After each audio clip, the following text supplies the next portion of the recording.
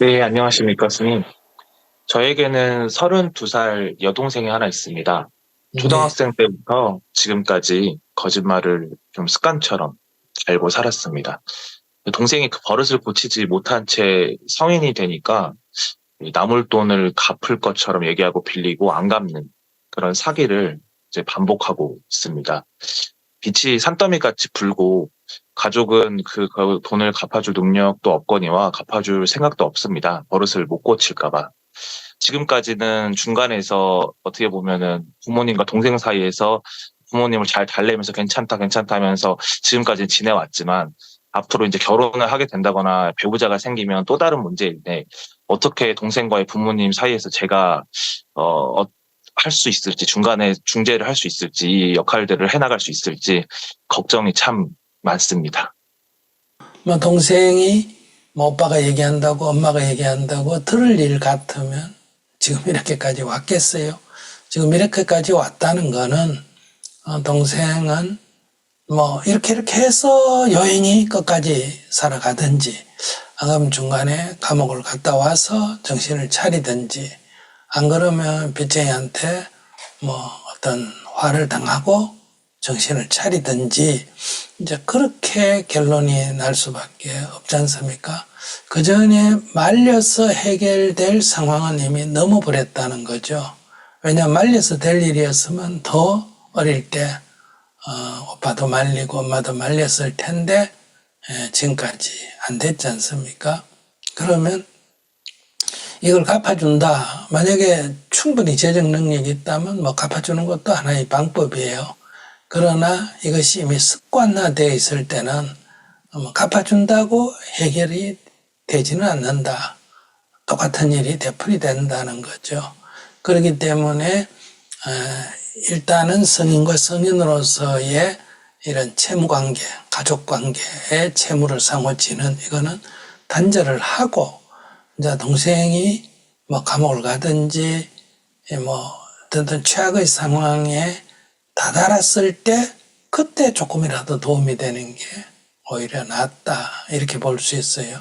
왜냐하면 중간에 계속 조금씩 갚아 들어가면 뭐 그럴 의향이 오빠는 없겠고 엄마는 있을 수도 있지만 능력이 안 되잖아요.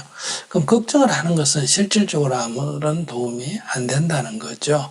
근데 부모 자식이라는 것은 내가 볼 때는 엄마 걱정해봐야 아무 도움이 안 된다. 이렇게 말한다고 엄마도 또 안 된다는 거예요. 동생이니 그렇게 살면 안 된다고 얘기해도 동생이 내 말 안 듣듯이 엄마 동생은 동생대로 살더라고 엄마나 건강을 챙겨라 이렇게 말한다고 엄마 또한 그게 되는 게 아니라는 거예요. 그러니까 본인이 이 둘 사이에서 어떤 관계가 아니고 동생은 자기 인생을 살아가는 거다. 엄마는 그것을 자기가 원하는 방식으로 바꾸려고 하는데 그게 안 된다. 그러면 엄마가 괴로워하는 것이 내가 보기에 안타깝지만은 어쩔 수가 없는 거라는 거예요.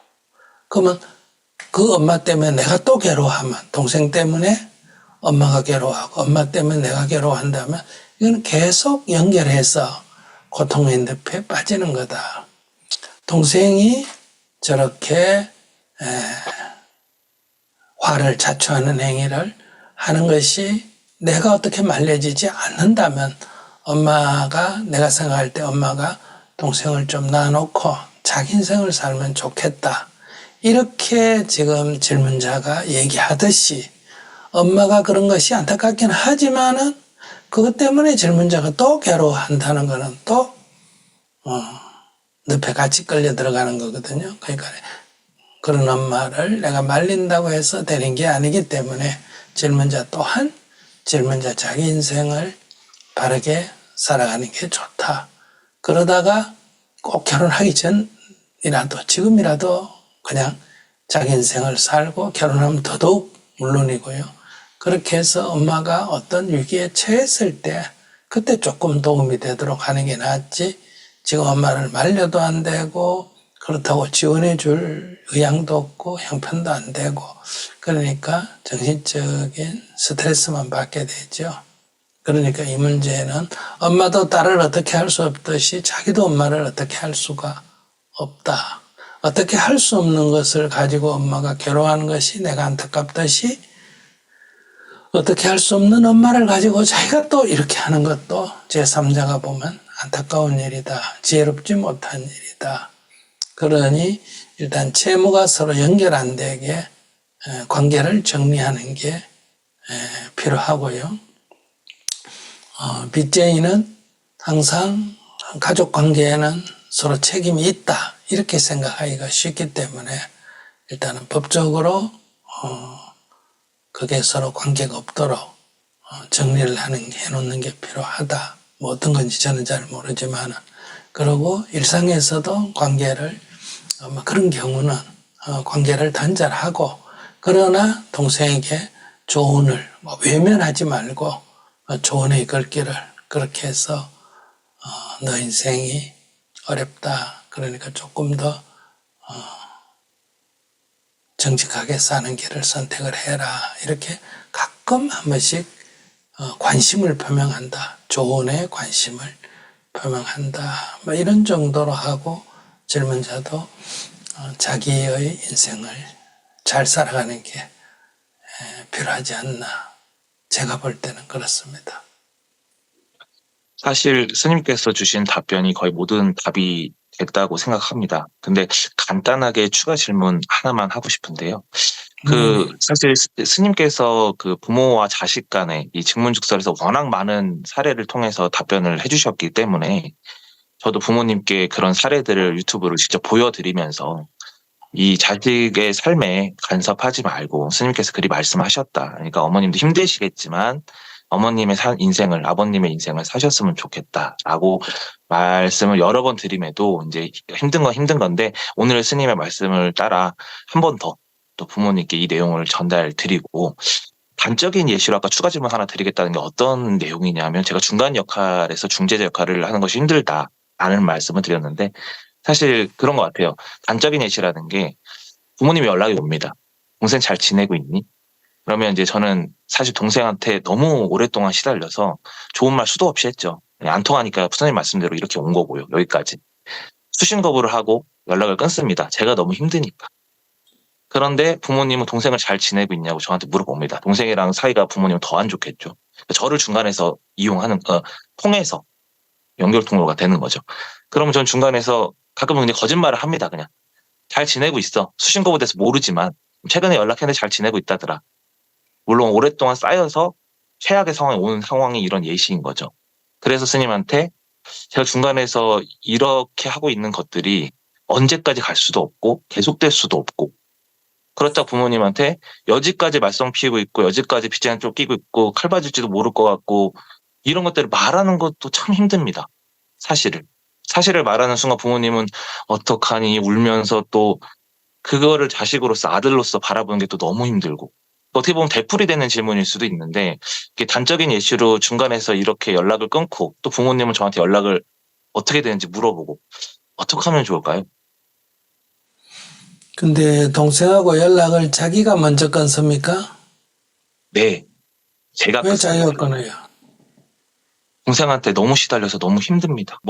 동생이 32살이라 했으니까 20년 인생 동안 거짓말을 저한테 해오다 아니 보니 거짓말을 하든지 말든지 거짓말인 줄 알았으니까 네, 이제 연락 오면 연락을 받아야지 끊을 필요는 없잖아요. 돈 빌려달라면 돈 없다 그러면 되고 또 있더라도 못 빌려준다 그러면 되고 하지 굳이 수신 거부까지 할 필요는 없잖아요.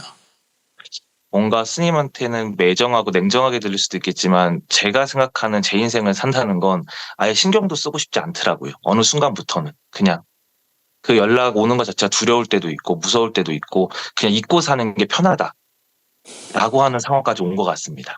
네, 그러면 자기가 문제죠. 그거는 그러니까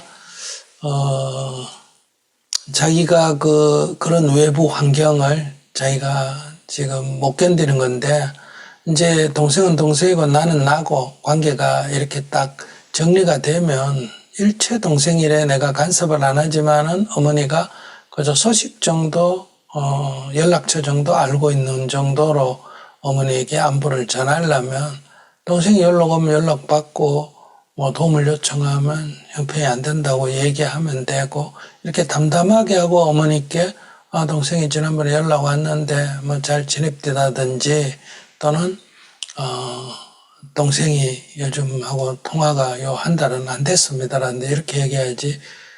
동생하고 자기가 연락을 거부해 놓고 어머니한테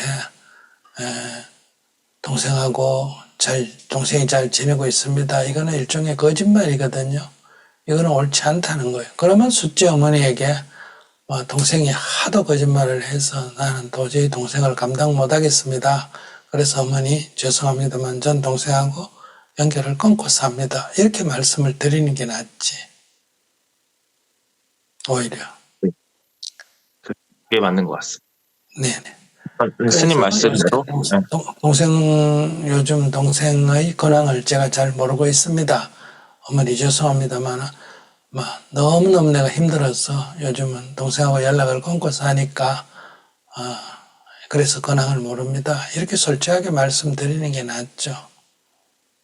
스님의 말씀을 따라서 제가 연락을 풀고 동생의 그 연락을 받아가면서 어떻게 살고 있는지 정도는 체크를 하면서 부모님과 중간에서 하는 게 맞을 것 같습니다.